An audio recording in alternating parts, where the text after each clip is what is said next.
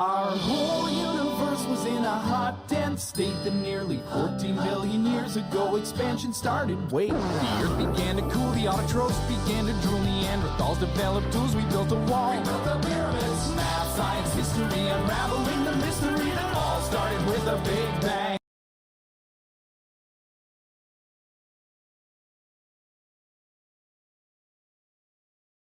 ¡Benvidos a Ciencia para Pequenos! Sí, hoxe temos aquí a unha científica moi experimentada. Presenta. Eu sou a científica Raquel e vou vos explicar como se mide o volumen.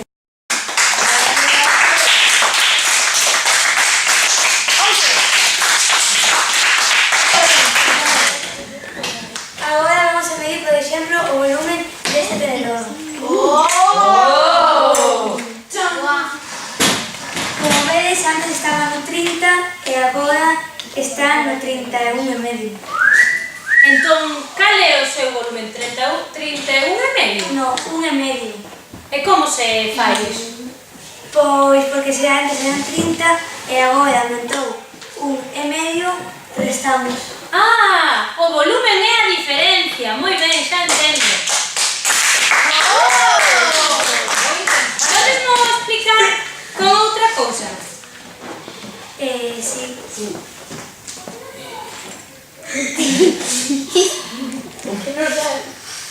Non sabe outro mellor.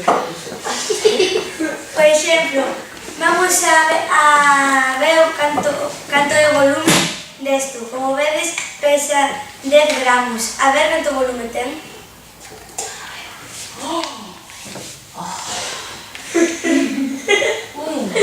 Ten como vedes, é moito diferente, non ten nada que ver o peso co volumen.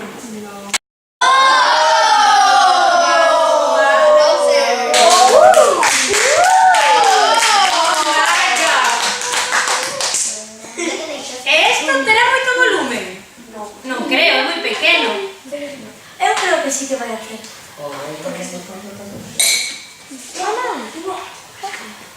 Que pouquiño, medio. Só subiu medio.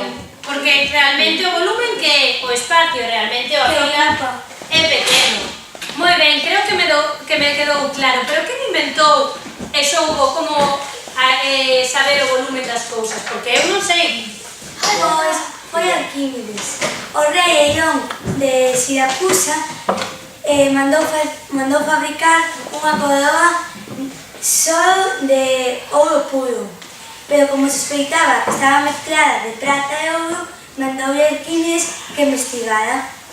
Arquímedes descubriu-no cando se meteu na bañeira.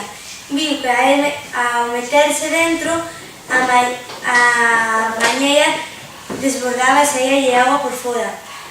Entón, descubriu que algo que ten... Que o meter unha masa nun líquido desborda para arriba o mesmo volumen da masa que metes. Exactamente. Era moi inteligente, por algo era un científico, como a ti. Entón, descubriu que unha coroa solo de ouro non desplaza a mesma auga que unha coroa feita con prata e ouro.